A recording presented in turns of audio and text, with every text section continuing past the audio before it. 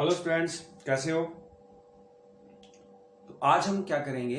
आज हम करेंगे that is kinetic friction, dynamic और किनेटिक फ्रिक्शन। ठीक है, डायनामिक और काइनेटिक फ्रिक्शन। ठीक है, डायनामिक और काइनेटिक फ्रिक्शन क्या होती है, फिर उसके बाद एंगल ऑफ रिपोज और एंगल ऑफ फ्रिक्शन वो भी हम करेंगे। तो डायनामिक्स और काइनेटिक फ्रिक्शन, डायनामिक्स और काइनेटिक फ्रिक्शन में सबसे पहले हमारे पास आता है कि हमारे पास काइनेटिक फ्रिक्शन और डायनामिक फ्रिक्शन होती क्या है। देखो, जब बॉडी रेस्ट में थी हम उसके ऊपर फोर्स लगा रहे थे, वो वहीं पर खड़ी हुई थी, है ना? मैंने ये बोला ना।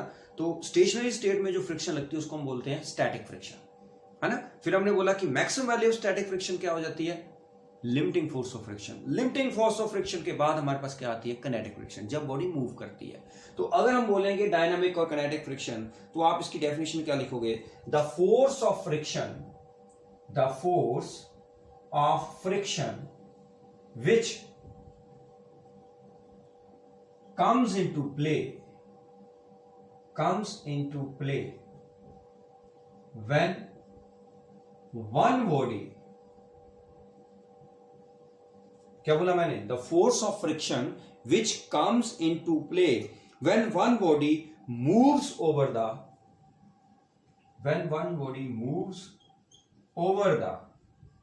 Surface of another body. ठीक है, ये आपने डेफिनेशन याद कर ली, इसी के बेस के ऊपर बाकी सारी बना। The force of friction which comes into play when one body moves over the surface of another body. जब एक बॉडी दूसरी बॉडी के सरफेस के ऊपर मूव करती है, तो जब वो फोर्स ऑफ फ्रिक्शन, उसमें जो फोर्स ऑफ फ्रिक्शन आती है, उस फोर्स ऑफ फ्रिक्शन को हम क्या बोलते हैं? डायनामिक और किनेटिक फ्रिक्शन। अगर बॉडी रेस्ट के ऊपर आप उसके ऊपर फोर्स लगा रहे हो, बॉडी मूव नहीं कर रही है, तो उसमें क्या आती है? Static friction. जैसे ही वो जस्ट मूव करती है, तो इसका मतलब मैक्सिमम वैल्यू स्टैटिक फ्रिक्शन को क्या करती है? वो ओवरकम करती है। That maximum value static friction is called limiting force of friction. उसके बाद बॉडी मूव करना शुरू कर देती है। जब बॉडी मूव करेगी, उस टाइम जो उसके ऊपर फ्रिक्शन लगेगी, उसको हम क्या बोलते हैं? दैट इज डायनामिक और kinetic friction. The force of friction which comes into play when one body moves over the surface of another body is called dynamic और किनेटिक फ्रिक्शन। अब टाइप्स ऑफ किनेटिक फ्रिक्शन, ये clear हो गया। इसके बाद हम करेंगे टाइप्स ऑफ किनेटिक फ्रिक्शन। ये बेटा सारा कुछ आपने नोट करना है। Types of kinetic friction, types of dynamic और किनेटिक फ्रिक्शन। पहला, सबसे पहला, नंबर 1, स्लाइडिंग फ्रिक्शन। ठीक है, इसकी डेफिनेशन मैं नहीं लिखूंगा, पहले वाली डेफिनेशन आपने लिख ली है, उसी के ऊपर इसकी डेफिनेशन आपने लिख लेनी है। Sliding friction, the force of friction which comes into play when one body slides over the surface of another body. जब एक बॉडी दूसरी बॉडी के ऊपर स्लाइड करती है। देखो, पहली डेफिनेशन उसी के साथ ही आपने बनानी है। मैं बोल रहा हूं, मैंने लिखी नहीं है, आपने लिखनी है sliding friction. The force of friction which comes into play when one body slides over the surface of another body. जब एक बॉडी दूसरी बॉडी के ऊपर स्लाइड करती है, तब जो फोर्स ऑफ फ्रिक्शन आती है, उस फोर्स ऑफ फ्रिक्शन को हम क्या बोलते हैं? Sliding friction. Right. Sliding friction के बाद क्या आती है? Rolling friction. ठीक है, आपके माइंड में आया होगा कि ये सर क्या बोल रहे हैं, स्लाइड कर रहे हैं, रोल भी कर रही है। तो अगर हम किसी चीज को, जैसे मान लो हमारे पास कणक की बोरी है, ठीक है, गेहूं की बोरी है, उसको हम पकड़ेंगे, खींचेंगे ऐसे, राइट, खींच रहे हैं ना, तो वो खींच के लेके आ रहे हैं, या बेड है उसको धक्का दे रही है, तो वो स्लाइड कर रहा है, राइट। तब जो फोर्स ऑफ फ्रिक्शन आती है, force of friction which comes into play one body slides over the another body. अगर हम बॉडी के नीचे क्या लगा देंगे? वो जो बैग है हमारे पास, राइट, उसके नीचे हम अगर टायर लगा देंगे या किसी टायर वाली चीज के ऊपर रखेंगे, तो जब हम उसको खींचेंगे, तब जो फ्रिक्शन आएगी, that is rolling friction. The force of friction which comes into play when one body rolls over the surface of another body. अगर बॉडी रोल कर रही है, तब जो फ्रिक्शन आएगी, that friction is called rolling friction. The force of friction which comes into play when one body slides over the surface of another body, then that is called sliding friction. Force of friction which comes into play when one body rolls over the surface of another body, उसको हम क्या बोलेंगे, rolling friction. मतलब जब हम tyre लगा देंगे तो रोलिंग फ्रिक्शन आएगी, अगर हम उसको ऐसे ही खींचेंगे, घसीटेंगे उसको, तो वो क्या होगी, स्लाइडिंग फ्रिक्शन होगी। क्लियर है, समझ आ गई, पता चल गया। तो स्लाइडिंग फ्रिक्शन, दोनों रोलिंग फ्रिक्शन और sliding friction opposite to the applied force. अगर हम धक्का दे रहे हैं तो फोर्स ऑफ फ्रिक्शन इस तरफ को लगेगी, अगर बॉडी रोल कर रही है इस तरफ को जा रही है तो फोर्स ऑफ फ्रिक्शन उससे अपोजिट लगेगी। फोर्स ऑफ फ्रिक्शन लगती है अपोजिट है, मैंने लॉज ऑफ फ्रिक्शन आपको बताए थे, राइट। तो दोनों आपको पता चल गया, स्लाइडिंग फ्रिक्शन और रोलिंग फ्रिक्शन। क्लियर है, डेफिनेशन लिख लोगे इसकी। अब रोलिंग फ्रिक्शन जो है that is less than sliding friction, ये याद रखना है, this is very important. Rolling friction जो होती है दैट इज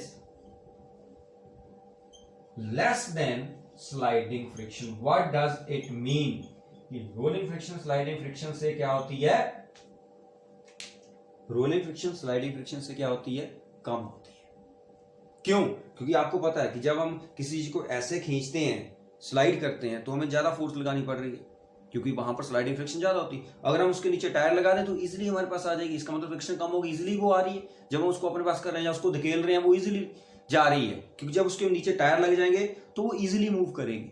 मतलब उसमें जो रोलिंग फ्रिक्शन है वो क्या हो जाती है, कम हो जाती है। स्लाइडिंग फ्रिक्शन हमेशा ज्यादा होती है, रोलिंग फ्रिक्शन हमेशा क्या होती है, कम होती है। इस बात को याद रखना, इसलिए टायर बनाए गए, ताकि फ्रिक्शन जो है, स्लाइडिंग फ्रिक्शन बहुत ज्यादा होती है किसी भी चीज को। जैसे मान लो आपके घर में बेड है, आप उसको धक्का लगाओगे बड़ा जोर लगेगा, उसके नीचे टायर हो, थोड़ा सा हाथ मारोगे ऐसे चलिए। जैसे अलमीरा है, अलमीरा में क्या होता है, अलमीरा को अगर आप धक्का लगाओगे तो वो नहीं हिलेगी, उसके नीचे टायर हो गए तो जैसे मर्जी इधर उधर लो। क्यों, क्योंकि जब टायर लग जाएंगे तो स्लाइडिंग फ्रिक्शन आएगी, और स्लाइडिंग फ्रिक्शन रोलिंग फ्रिक्शन आएगी। लेकिन जो रोलिंग फ्रिक्शन होती है वो स्लाइडिंग फ्रिक्शन से क्या होती है, कम। जितनी फ्रिक्शन कम होगी उतना आपको फोर्स क्या लगानी पड़ेगी, कम लगानी पड़ेगी, राइट। तो ये पता चल गया स्लाइडिंग फ्रिक्शन और रोलिंग फ्रिक्शन के बारे में। अब क्वेश्चन आता है what is the cause of sliding friction का, आपको पता है। अगर आपसे पूछे what is the cause of sliding friction, तो मैंने आपको बताया था वही ग्रूव्स वाला, राइट। या ओल्ड बॉन्ड जो है वो ब्रेक हो रहे हैं और न्यू बॉन्ड फॉर्म हो रहे हैं, राइट। वो सारी चीजें बताई थी ना, राइट। वो सारी की सारी जो है वो स्लाइडिंग फ्रिक्शन का कॉज है। अब कॉज ऑफ रोलिंग फ्रिक्शन का भी देखो। क्वेश्चन आता है कि what is rolling friction and what is the cause of rolling friction. तो कॉज ऑफ रोलिंग फ्रिक्शन, इसको ध्यान से सुनना है, ठीक है। Cause of, what is the cause of rolling friction, what is the cause of rolling friction. Rolling friction का क्या कॉज होता है, व्हाट इज द कॉज। अब देखो ध्यान से, कहता है जब कोई बॉडी, जैसे मान लो व्हील है कोई, ठीक है, वो सरफेस के ऊपर है, ये व्हील है हमारे पास, right, this is a wheel. ये सरफेस के ऊपर जब मूव करता है, ध्यान से सुनना मैं क्या बोल रहा हूं, हमें दिखाई नहीं देता, फिर भी अगर हम अंडर पावरफुल माइक्रोस्कोप देखेंगे या उसको बड़े ध्यान से देखेंगे तो हमें पता चलेगा। कहता है व्हेन अ बॉडी, जैसे व्हील है, that rolls over a surface, it press the surface under it. Surface का ऐसे, जैसे बॉडी उसके ऊपर रोल कर रही है तो उसके नीचे जो सरफेस है उसको प्रेस कर देती है। ये देखो, ये बन गया ऐसे, ये दिखाई दे रहा है, ये वाला ऐसे सरफेस ये था। लेकिन जब बॉडी रोल कर रही है तो वो क्या कर रही है, it press the surface under it. Due to this pressure the surface is depressed and a bump is formed in front of it. ये देखो, सरफेस ऐसा था, जैसे ये सरफेस प्रेस हुआ ये ऐसे हो गया। इसका मतलब क्या हुआ, ये टायर यहां पर आ गया और उसके आगे ये क्या है, what is this, that is bump. क्या बोलते हैं इसको, बम्प। मतलब एक पहाड़ी सी बन गई आगे, है ना। जैसे उसने सरफेस को प्रेस किया तो अगर आप देखोगे, अगर आप सीधे जा रहे हैं तो नॉर्मल प्लेन सरफेस है, अगर वो प्रेस नहीं कर रहा है तो आप सीधे जाओगे। लेकिन जैसे वो थोड़ा सा नीचे की तरफ डिप्रेस हो रहा है, बम्प फॉर्म हो रहा है आगे, तो उसको उस बम्प से ओवरकम करने के लिए क्या चाहिए। आप समझ में आ गई बात। तो ध्यान से सुनना मैं क्या बोल रहा हूं कि जब कोई भी body, when a body rolls over a surface of another body, due to this pressure the surface is depressed and a bump is formed in front of it। bump form हो गया, ठीक है। Now the body has to pulled out of the depression to climb the bump. ये depression है, ये bump है, और ये क्या है? डिप्रेशन। डिप्रेशन मतलब ये नीचे की तरफ आ गया, ये भी डिप्रेशन है, ये भी डिप्रेशन। बम्प मैंने आपको बता दिया, ये जो है मतलब ये जो बना ना ऐसे, ये बम्प बन गया ऐसे, और ये डिप्रेशन बन गया ऐसे। ये बम्प है और ये क्या है? डिप्रेशन है। टायर के नीचे डिप्रेशन बन गया, टायर के बिल्कुल साथ ही क्या बन गया? आगे बम्प बन गया, राइट? तो body has to pulled out of the depression to climb the bump while in motion and this cause the rolling friction. समझ आई?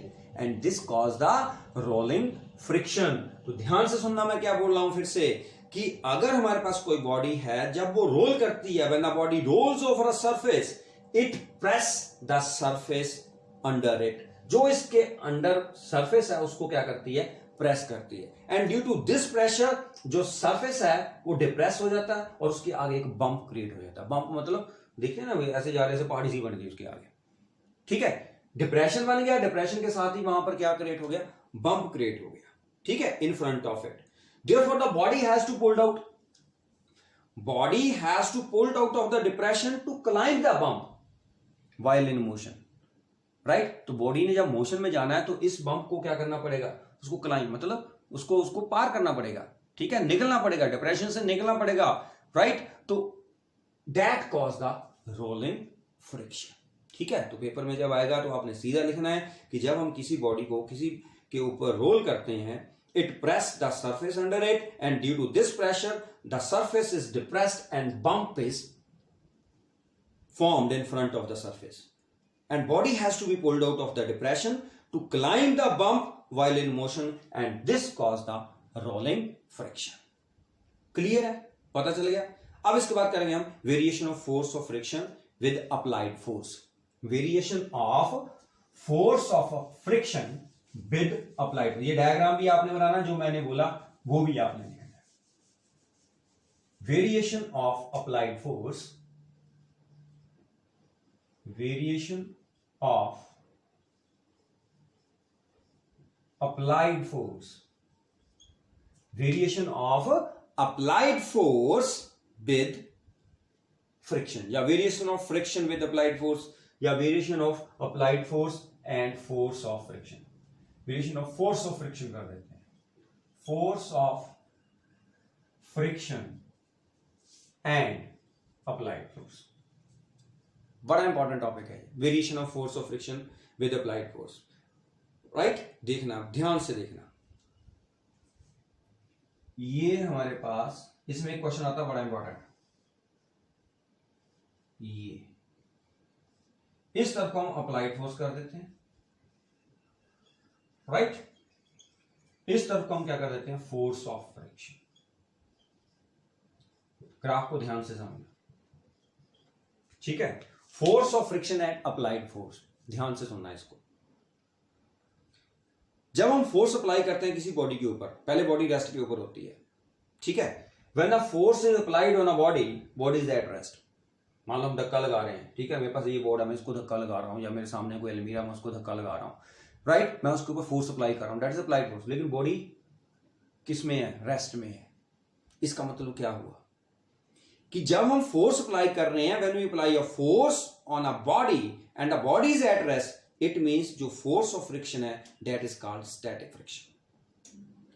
तो जो स्टैटिक फ्रिक्शन है वो अप्लाइड फोर्स को क्या कर रही है? अपोज कर रही है, उसको काउंटर बैलेंस कर रही है। जैसे हम अप्लाइड फोर्स को इंक्रीज करेंगे, जो स्टैटिक फ्रिक्शन है वो भी इंक्रीज होती जाएगी। मैंने आपको बताया था कि जो स्टैटिक फ्रिक्शन है that increases with the force of friction, और sorry with the applied force. जैसे हम अप्लाइड फोर्स को बढ़ाएंगे, force of friction, static force of friction increase करेगी। कब तक? जब तक वो मैक्सिमम नहीं हो जाती। ये बोला, जैसे ही हम इंक्रीज करेंगे applied force, static friction that will also increases, right? और मैक्सिमम वैल्यू तक पहुंच जाएगी। वो maximum value of static friction हम क्या बोलते हैं? कनेक्ट। देखो, जैसे हम अप्लाइड फोर्स बढ़ाएंगे, ध्यान से देखना, अप्लाइड फोर्स मैं बढ़ा रहा हूं, जैसे मैं अप्लाइड फोर्स बढ़ा रहा हूं, फोर्स ऑफ फ्रिक्शन भी क्या हो रही है? बढ़ रही है। With the increase in applied force, ये फोर्स ऑफ फ्रिक्शन कौन सी है? Static force of friction, body rest के ऊपर ही है। मैंने क्या बोला, बॉडी रेस्ट के ऊपर ही है, मैं उसके ऊपर फोर्स अप्लाई कर रहा हूं। जैसे मान लो बहुत बड़ी अलमीरा में उसको धक्का लगा रहा हूं, पहले मैंने सीधा धक्का लगाया, सिंपल, नहीं हिली, इसका मतलब फोर्स ऑफ फ्रिक्शन मेरी जो स्टैटिक फोर्स ऑफ फ्रिक्शन है वो मेरी अप्लाइड फोर्स को काउंटर बैलेंस कर रही है। मैं और बढ़ा रहा हूं फिर भी नहीं हिला, इसका मतलब जैसे मैं फोर्स को अप्लाई कर रहा हूं, बढ़ा रहा हूं, इंक्रीज कर रहा हूं, तो स्टैटिक फोर्स ऑफ फ्रिक्शन भी इंक्रीज हो रही है। कब तक इंक्रीज होगी? एक टाइम ऐसा आएगा जब वो हिलेगी अलमारी, आगे को मूव करेगी। इसका मतलब क्या है, मैं फोर्स को अप्लाई कर रहा हूं, बढ़ा रहा हूं, फोर्स को और बढ़ा रहा हूं और बढ़ा रहा हूं, लेकिन वो नहीं हिल रही है। इसका मतलब स्टैटिक फोर्स ऑफ फ्रिक्शन जो है वो इंक्रीज होती जा रही है विद द अप्लाइड फोर्स। एक पॉइंट के ऊपर आके वो हिलना शुरू करती है, उसको हम मान फोर्स करो, इतनी फोर्स के बाद ये जो इतनी फोर्स है, मैंने इतनी अप्लाइड फोर्स की, ये यहां पर मैक्सिमम वैल्यू आ गई उसकी, किसकी? स्टैटिक फ्रिक्शन की। तो दिस मैक्सिमम वैल्यू यहां से यहां तक, ये जो मैक्सिमम वैल्यू है ये वाली इतनी, this is known as limiting force of friction. और लिमिटिंग फोर्स ऑफ फ्रिक्शन, बिल्कुल ध्यान से सुनना बेटा इस बात को, this is limiting force of friction. उसके बाद बॉडी मूव करना शुरू कर दी। जब मैंने फोर्स को अप्लाई किया, ध्यान से सुनना, मैंने फोर्स को अप्लाई किया, बॉडी नहीं हिली, इसका मतलब जो मेरी अप्लाइड फोर्स है वो किसी से काउंटर बैलेंस हो रही है। That force is called static force of friction. मैं इंक्रीज कर रहा हूं तो स्टैटिक फोर्स ऑफ फ्रिक्शन भी इंक्रीज हो रही है।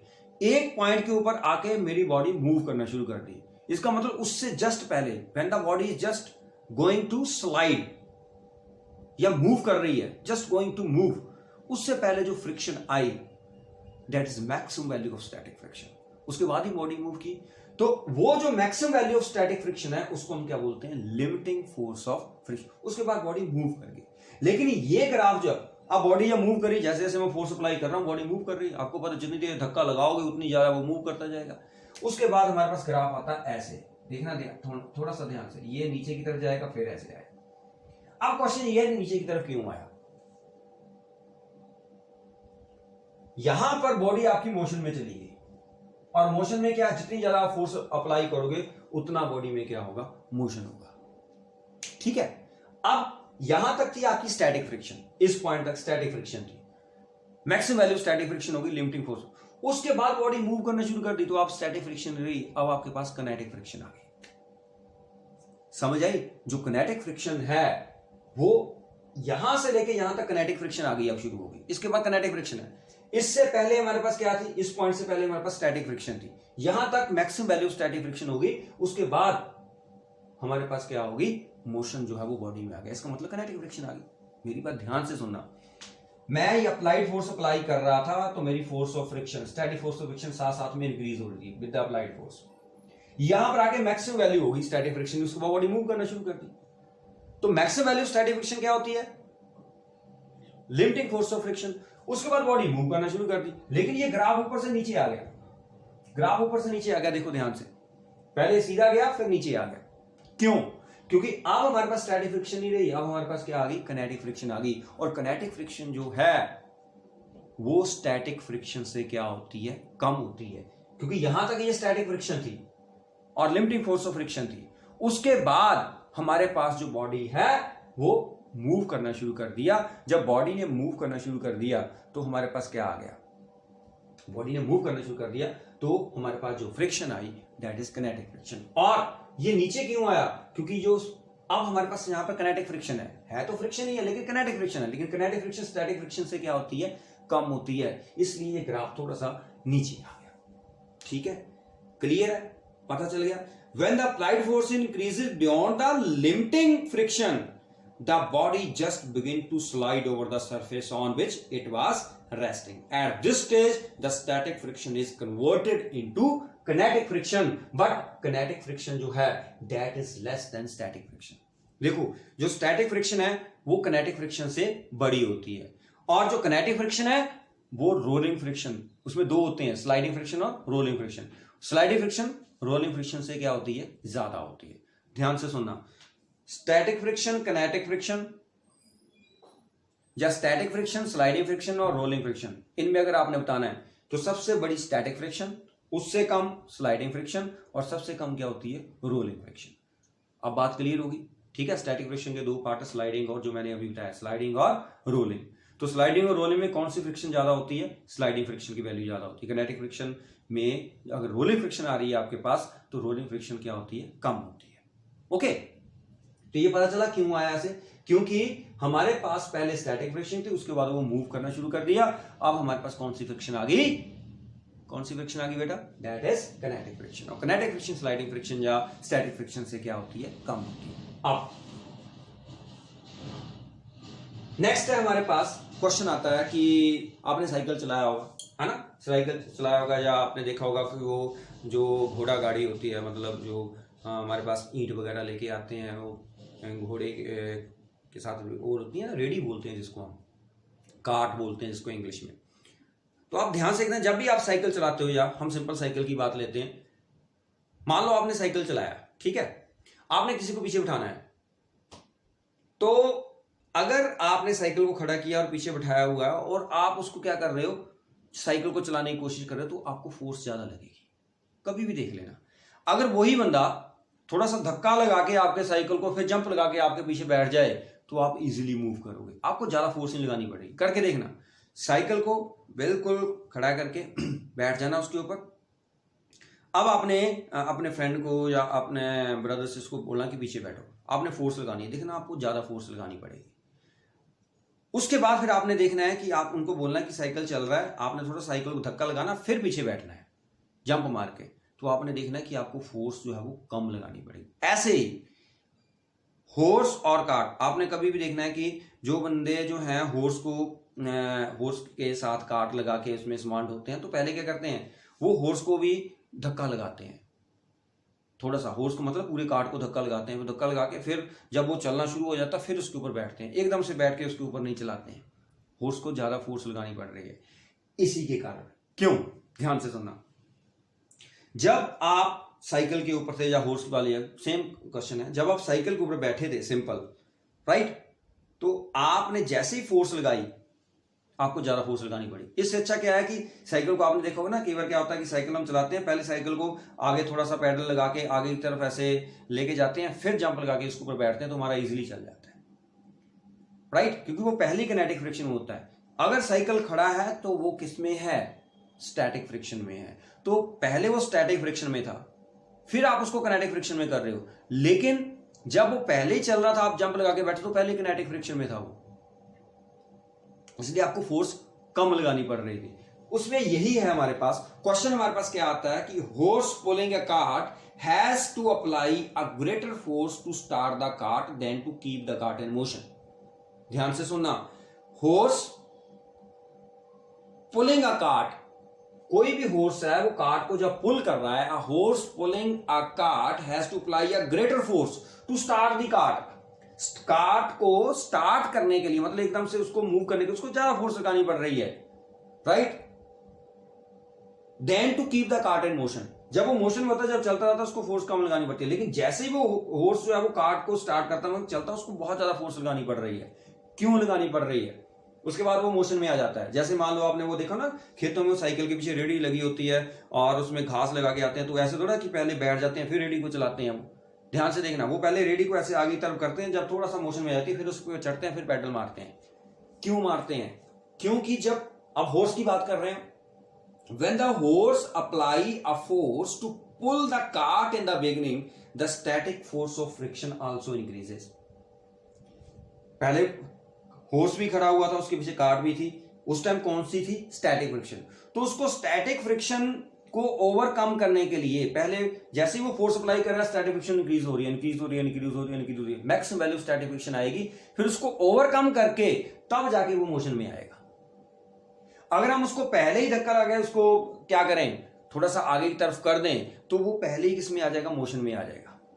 ठीक है, समझ आ गई मेरी बात? क्योंकि अगर वो मोशन में, ऐसी साइकिल में अगर आप बैठे हो तो आपको ज्यादा फोर्स लगानी पड़ेगी। अगर आप थोड़ा सा साइकिल को आगे की तरफ लेके जाओगे, ऐसे चलते चलते फिर उसके ऊपर चढ़ोगे, तो आपको फोर्स जो है साइकिल को स्टार्ट करने में कम लगेगी। तो जब हम हॉर्स अप्लाई कर रहा है force to pull the cart in the beginning, the static force of friction that also increases. पहले स्टैटिक फोर्स ऑफ फ्रिक्शन क्या होती है? इंक्रीज हो जाती है। ठीक है, तो इसका मतलब horse has to apply a large force. उस स्टैटिक फ्रिक्शन को ओवरकम करने के लिए हॉर्स को ज्यादा फोर्स लगानी पड़ेगी। As soon as the cart comes in motion, जो स्टैटिक फ्रिक्शन है वो किस में चेंज होगी, किनेटिक फ्रिक्शन में। और किनेटिक फ्रिक्शन जो है वो स्टैटिक फ्रिक्शन से क्या होती है, कम होती है। तो इसका मतलब क्या है कि जब वो स्टार्ट कर रहा था उस टाइम स्टैटिक फ्रिक्शन थी, जब वो मूव करना उसने शुरू कर दिया तो वो किनेटिक फ्रिक्शन में आ गया। तो किनेटिक फ्रिक्शन जो है वो स्टैटिक फ्रिक्शन से कम होती है, इसलिए उसको फोर्स जो है किनेटिक फ्रिक्शन में कम लगानी पड़ेगी।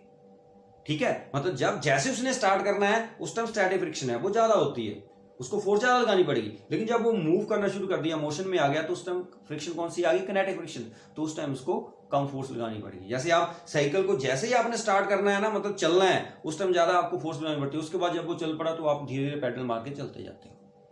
ठीक है, उसका रीजन यही है कि जैसे हम स्टार्ट करते हैं तो हमारे पास स्टैटिक फ्रिक्शन होती है, और जैसे वो मूव करता किनेटिक फ्रिक्शन आ जाती है। तो kinetic friction is less than static. तो ऐसा क्वेश्चन आ गया तो आप सिंपल ये डायग्राम बनाओगे और आपने एक सिंपल क्या बोलना है कि जैसे उसने स्टार्ट किया, चाहे हॉर्स है, चाहे बंदा है, कोई भी है, चाहे साइकिल हम चला रहे हैं, उस टाइम क्या थी, स्टैटिक फ्रिक्शन थी। जैसे वो मूव कर गया क्या आ गई, किनेटिक फ्रिक्शन आ गई। किनेटिक फ्रिक्शन क्या होती है, स्टैटिक फ्रिक्शन से कम होती है। तो जब किनेटिक फ्रिक्शन होगी तो उसमें उसको फोर्स क्या लगानी पड़ेगी, कम लगानी पड़ेगी। Got it. उसके बाद हमारे पास आ गया question, what is the coefficient of static friction. ठीक है, ये भी बहुत इंपॉर्टेंट है, coefficient of static friction. What is the coefficient of static friction, इसको ध्यान से देखिए। Coefficient of static friction, coefficient of static friction.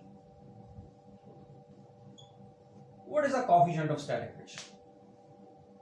क्या होता है, देखो मैंने क्या बोला, जो लिमिटिंग फोर्स ऑफ फ्रिक्शन है, मैंने पहले ही बोला था कि जो लिमिटिंग फोर्स ऑफ फ्रिक्शन है Fs maximum, that is directly proportional to normal reaction R। ये बोला मैंने पहले, लॉज ऑफ फ्रिक्शन में बोला था कि जो maximum value of static friction होती है, लिमिटिंग फोर्स ऑफ फ्रिक्शन बोलते हैं उसको, Fs, this is limiting force of friction, that is directly proportional to normal reaction R। इस प्रोपोर्शनैलिटी साइन को हटाने के लिए हम यहां पर एक कांस्टेंट लगा देते हैं, म्यू। ठीक है, क्या बोलते हैं इसको, म्यू बोलते हैं, तो इसको एस लगा देंगे। तो this mu s is known as coefficient of static friction. क्या बोलेंगे बेटा इसको, कोएफिशिएंट ऑफ स्टैटिक फ्रिक्शन। अब डायग्राम देखो इसका, ये है हमारे पास, ये इसका वेट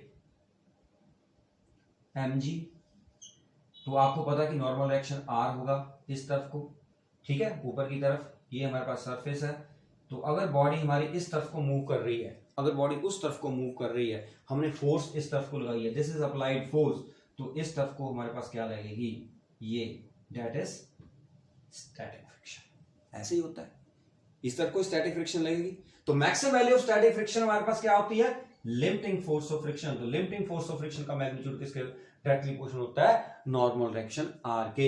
इस प्रोपोर्शनैलिटी साइन को हम यहां पे लगा देते हैं mu s, and this mu s that is known as coefficient of static friction. तो कोएफिशिएंट ऑफ स्टैटिक फ्रिक्शन को अगर आपने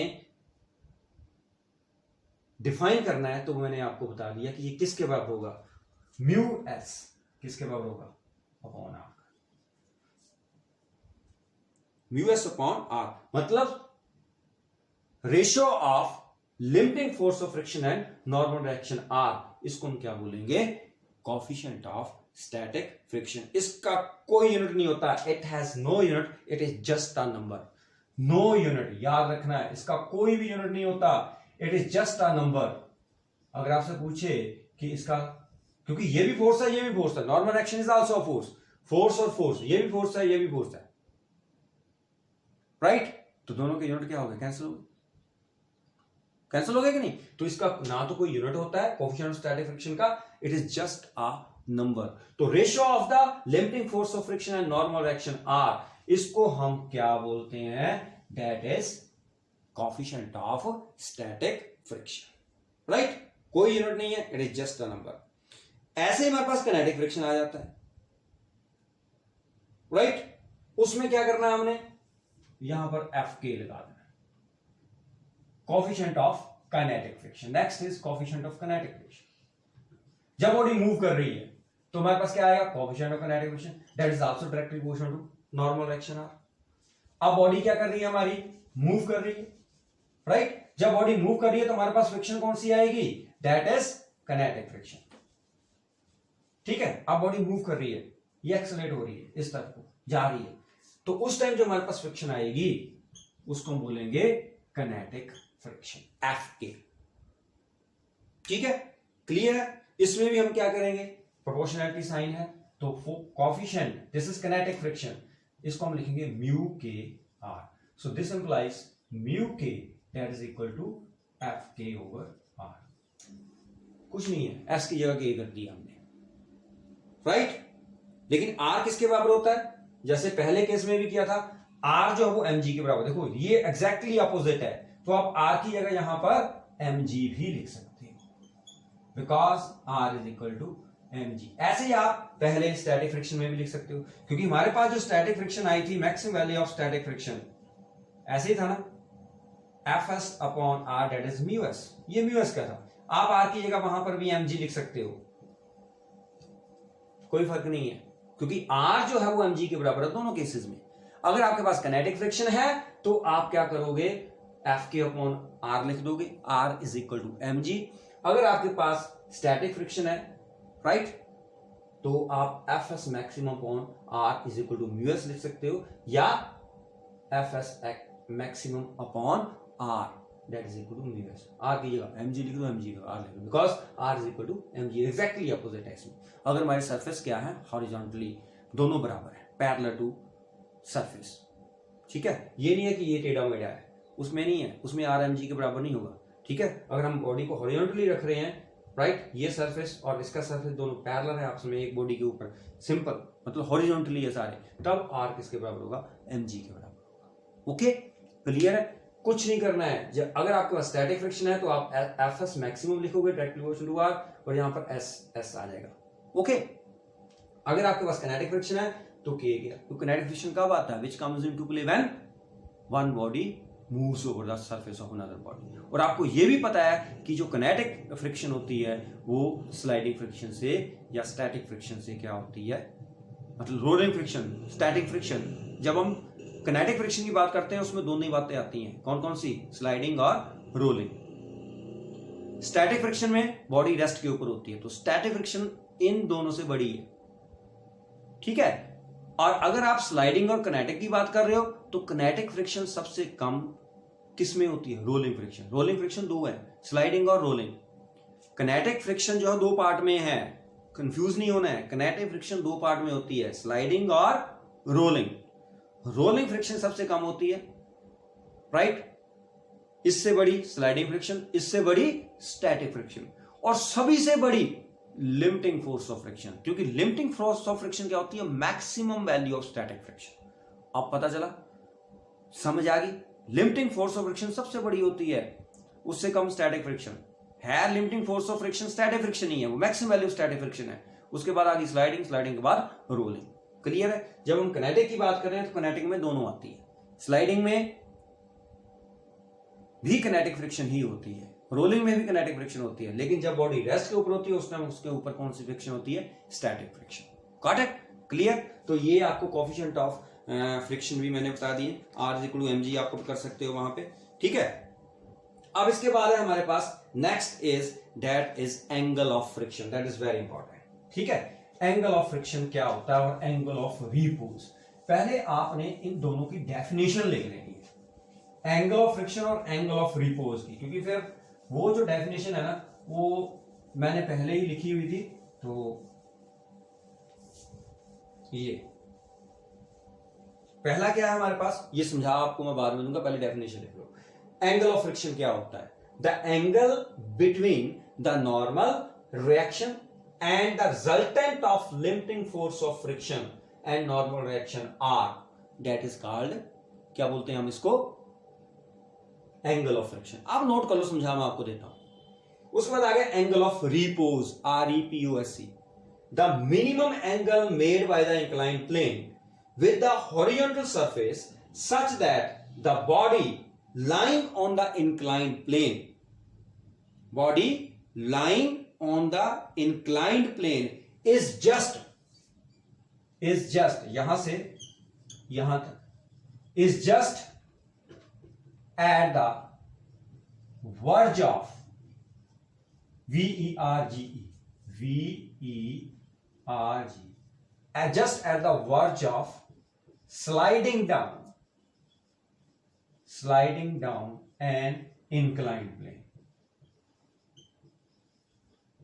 Sliding down an inclined plane is called, क्या बोलते हैं उसको? Angle of repose. आप डेफिनेशन लिख लो, उसके बाद तो मैं आपको बता दूंगा कि ये डेफिनेशन है क्या. ऐसे नहीं याद होगी आपको, जितना मर्जी कोशिश कर लो, कंफ्यूज हो जाओगे आप. जब आप डेफिनेशन को याद करोगे आपको याद नहीं होगी. पढ़ के देख लेना. The angle between the normal reaction and the resultant of limiting force of friction and normal reaction R. दूसरा angle of repose, the minimum angle made by the inclined plane with the horizontal surface such that the body lying on the inclined plane is just at the verge of sliding down an inclined plane. यहां से ये समझ आए कुछ कि angle of repose क्या होता है, एंगल ऑफ फ्रिक्शन क्या होता है? नहीं पता चला? ठीक है, नहीं पता चला तो ध्यान से सुनना. आप एंगल ऑफ फ्रिक्शन को हम डिफाइन करेंगे. ठीक है, क्या करेंगे हम? एंगल ऑफ फ्रिक्शन को अब हम डिफाइन करेंगे. क्या बोला है? द एंगल बिटवीन, ये नोट कर लो, पहले स्क्रीनशॉट ले लो. डन हो गया. चलो अब मैं इसको मिटा रहा हूं.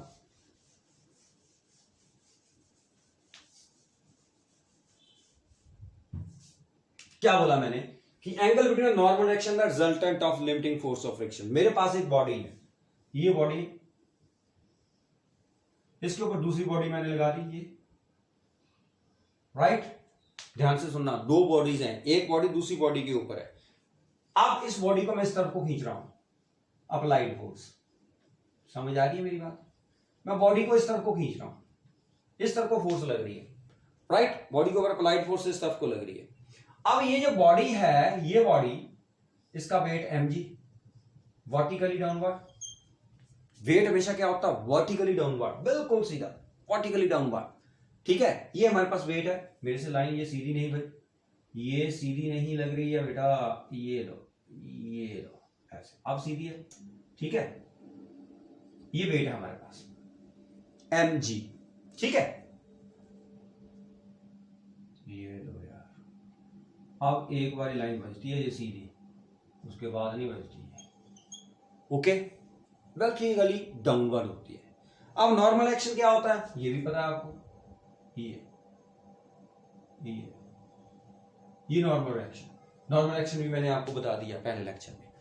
तो ये जो है आर mg के बराबर है. बॉडी किस तरफ को आ रही है? अप्लाइड फोर्स इस तरफ को लग रही है, तो इसमें ये क्या लग रही है? इस तरफ को, that is force of friction. ये क्या है? इस तरफ को फोर्स ऑफ फ्रिक्शन, एफ कर. अब ध्यान से सुनना, ये अप्लाइड फोर्स है, ये फोर्स ऑफ फ्रिक्शन है. तो angle between the normal reaction R, ये नॉर्मल रिएक्शन आर है. Angle between normal reaction R and the resultant of limiting force of friction and normal reaction R, इन दोनों का resultant क्या होगा पता है आपको? दो वेक्टर है, पैरेललोग्राम कंप्लीट करोगे, ये पैरेललोग्राम कंप्लीट होगी, ये लो, ये, तो ये जो है डायगोनल, ये इन दोनों का रिजल्टेंट होगा. ध्यान से सुनना, ये जो मैं बोल रहा हूं ये हमारे पास क्या है? इन दोनों का रिजल्टेंट है. ये जो मैंने, ये देखो इस तरफ को F है, इस तरफ को R है, तो मैंने पैरेललोग्राम कंप्लीट कर दी. ये पैरेललोग्राम कंप्लीट कर दी मैंने. और पैरेललोग्राम में जो हमारे पास रिजल्टेंट होता है वो डायगोनल होता है. इसका मतलब ये जो मैंने लाइन बनाई है, ये लाइन, ये F और R का क्या है? रिजल्टेंट है. This is the resultant of this friction and normal reaction R. तब ये बोल रहा हूं, the angle between the normal reaction R and the resultant of limiting force of friction and normal reaction R. ध्यान से सुनना, this is the resultant of F and R. ठीक है, इस रिजल्टेंट में और R में पहले हमने एफ और आर का रिजल्टेंट निकाला, जो रिजल्टेंट आया उसने जो आर के साथ एंगल बनाया, उस एंगल को हम क्या बोलते हैं, एंगल ऑफ फ्रिक्शन। क्या बोलते हैं बेटा इसको, एंगल ऑफ फ्रिक्शन। क्लियर है, पता चला? ठीक है, तो angle between normal direction R and resultant of F and R, ये है एफ एंड आर का रिजल्टेंट। इसमें और इसमें जो एंगल, ध्यान से सुनना, पहले हमने एफ और आर का रिजल्टेंट लेना है, वो ये है resultant of F and R. उस रिजल्टेंट ने आर के साथ फिर जो एंगल बनाया, उस एंगल को हम क्या बोलेंगे, क्या बोलेंगे बेटा, that is angle of friction, theta. This is angle of friction. समझ आ गई अब डेफिनेशन?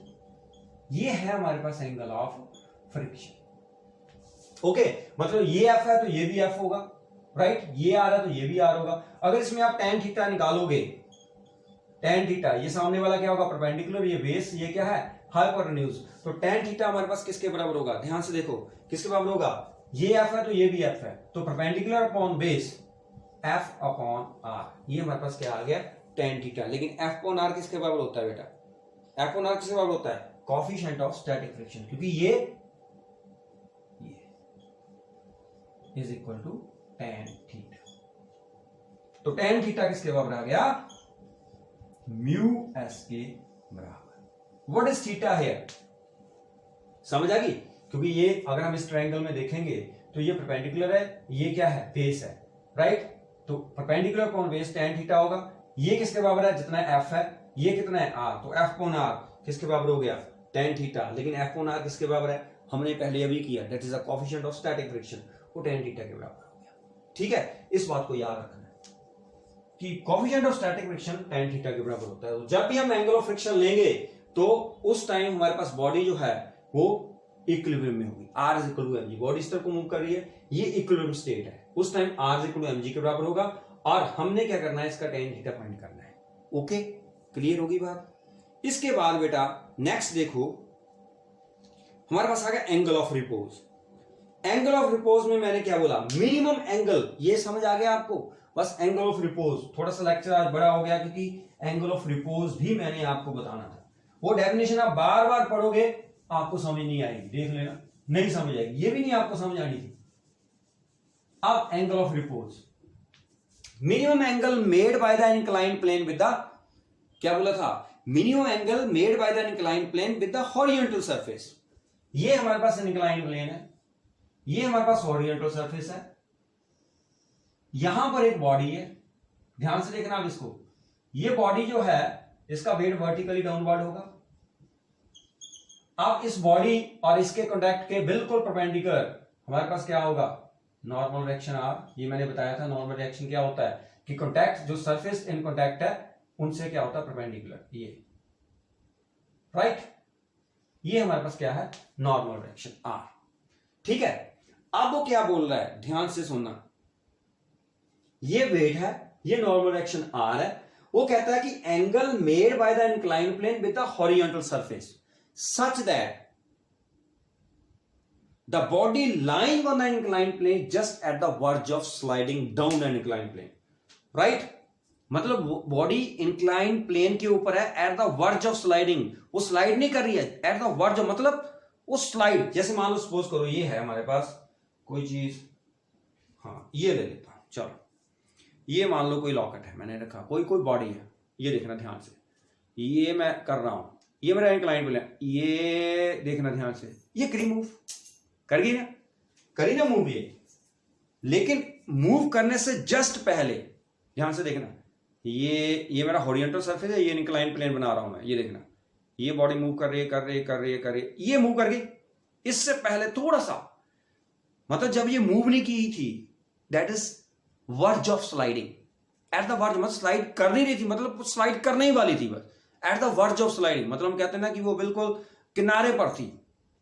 उस टाइम जो एंगल इस प्लेन ने बनाया इसके साथ, हॉरिजॉन्टल के साथ, इंक्लाइंड प्लेन जो एंगल बनाया, दैट एंगल अल्फा के साथ देता हूं, इसको हम बोलते हैं angle of repose, angle of repose. पता चला? मतलब जो मैंने बताया, ये इन दोनों में एंगल, ये एंगल दिखाई दे रहा है, ये वाला ये एंगल, इस एंगल को हम क्या बोलते हैं? एंगल ऑफ, कब? ये नहीं कि यहां पर नहीं एंगल ऑफ रिपोज बनेगा, ये यहां पर भी बनेगा। कब बनेगा? आप ऐसे बनाओगे तो भी एंगल ऑफ रिपोज नहीं बनेगा। ये कब बनेगा? जब बॉडी इसके ऊपर लाई करिए, that is just eight the verge of sliding. Slide नहीं की, स्लाइड करने ही वाली थी, मतलब थोड़ा सा एट द वर्ज, समझ गए ना, किनारे के ऊपर। उस टाइम जो एंगल बनाया इस इंक्लाइंड प्लेन ने हॉरिजॉन्टल सरफेस के साथ, उस एंगल को हम क्या बोलते हैं? Angle of repose. क्लियर है? क्या बोलते हैं इसको? Angle of repose. अब ये mg है, राइट? ये अल्फा, तो ये भी अल्फा होगा। अगर हम इसके परपेंडिकुलर देखें, mg का इस तरफ को कंपोनेंट क्या होगा?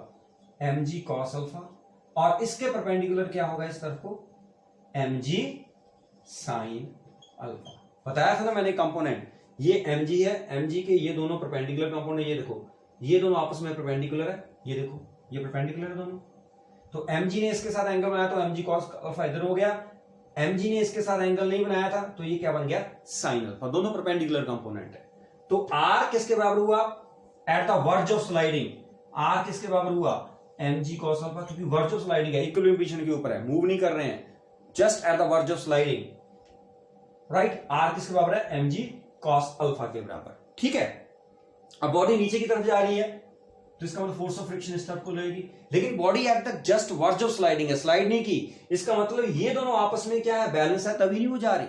फोर्स ऑफ फ्रिक्शन और जो नीचे को कंपोनेंट है वो इक्विलिब्रियम में है, दोनों बराबर हैं। मतलब मैंने बोला वो स्लाइड नहीं कर रही है, eight the verge of sliding, इसका मतलब इक्विलिब्रियम पोजीशन है। ये r इसके बराबर हुआ mg cos अल्फा, क्योंकि एग्जैक्टली काउंटर बैलेंस कर रहे हैं। ये f और mg sin अल्फा, ये भी क्या हुआ? काउंटर बैलेंस कर, तो ये दोनों आपस में बराबर होंगे। ठीक है, ये इक्वेशन 1 है और ये इक्वेशन 2 है। Divide equation 2 by 1। ठीक है, डिवाइड कर दो फटाफट, शाबाश, डिवाइड कर दो। वीडियो आपकी फिर बड़ी हो जाएगी, इसको डिवाइड करो जरा। तो क्या बनेगा? f upon r divide 2 by 1। क्या बन गया?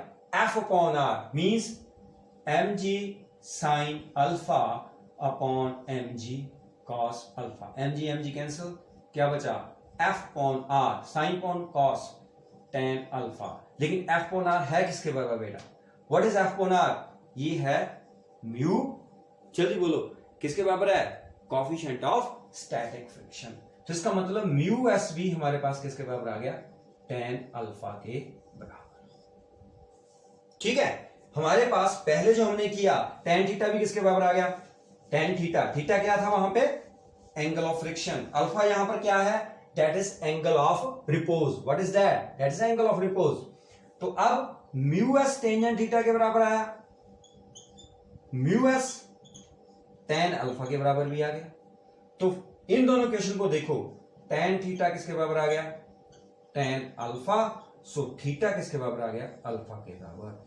This is very important relation कि एंगल ऑफ रिपोज किसके बराबर है?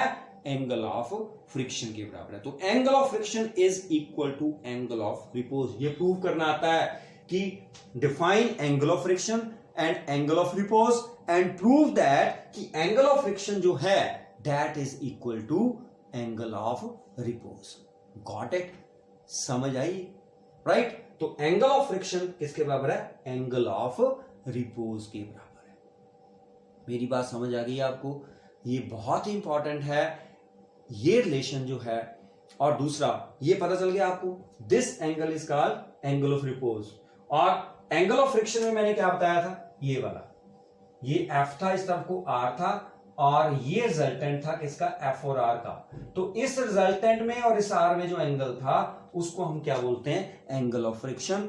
और at the verge of sliding जो ये इंक्लाइन प्लेन और हॉरिजॉन्टल सरफेस में एंगल है उसको हम क्या बोलते हैं? Angle of repose. और दोनों बराबर होते हैं, एंगल ऑफ फ्रिक्शन और एंगल ऑफ रिपोज। ये मैंने प्रूव कर दिया। मेरी बात समझ आ गई सभी को? This is very important. इसके बाद आपके पास बहुत सारे क्वेश्चन होंगे जब आप देखेंगे कि आईआईटी के क्वेश्चन आते हैं या उसमें नीट जो है उसमें क्वेश्चंस आते हैं, वो ऐसे क्वेश्चंस बहुत ज्यादा आएंगे तो हम उसको सॉल्व भी करेंगे। वर्क डन इंक्लाइंड प्लेन में, ये आपको समझ आया? इसमें आपको प्रॉब्लम होगी क्योंकि वेट जो है वो वर्टिकली डाउनवर्ड होता है। नॉर्मल डायरेक्शन को सीधा पीछे की तरफ ले जाओ, ठीक है, क्योंकि वो इन दोनों सरफेस के परपेंडिकुलर होता है। इसके परपेंडिकुलर आपने इस तरफ को लाइन खींच देनी है। तो इसका मतलब mg ने इसके साथ जितना एंगल ये होगा मैथमेटिकली हम प्रूव कर सकते हैं ये भी एंगल उतना ही होगा। तो mg का इस तरफ को कंपोनेंट कितना होगा, mg cos अल्फा, mg का इस तरफ को कंपोनेंट क्या होगा, mg sin अल्फा। बच्चे पूछेंगे सर ये अल्फा कैसे है, इमेजिन करके देखो ये, ठीक है।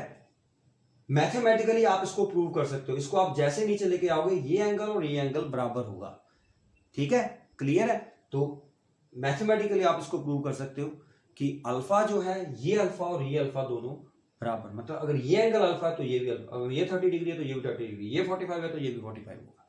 गॉट इट, समझ आ गई, ठीक है। इसको ध्यान से देखना है, मैथ्स आप करते हो तो मैथ्स में आपको सारे एंगल्स पता होते हैं, ठीक है। मैंने आपको बता दिया, आपने 10th में किया होगा, अभी भी करोगे आप, तो ये और ये एंगल बराबर होता है, ओके, इंक्लाइन प्लेन में। तो mg का इस तरफ को कंपोनेंट mg cos अल्फा, इस तरफ को mg sin अल्फा, जब ये इक्विलिब्रियम में होते हैं, मैं ये नहीं बोलूं कि नीचे की तरफ आ रहा है, ये ना तो ऊपरी तरफ जा रहा है नीचे की तरफ आ रहा है, that is eight the verge of sliding, उस टाइम ये इक्विलिब्रियम पोजीशन होती है। जब इक्विलिब्रियम पोजीशन में होती है तो सारी फोर्सेस एक दूसरे को काउंटर बैलेंस करती हैं। आर किसके एग्जैक्टली अपोजिट है, mg cos अल्फा के, mg के अपोजिट नहीं, mg cos अल्फा के अपोजिट है। एफ किसके एग्जैक्टली अपोजिट है, mg sin, इसका मतलब ये आपस में एक दूसरे को बैलेंस कर रहे हैं, इसलिए मैंने लिखा r is equal to mg cos alpha, f is equal to mg sin alpha.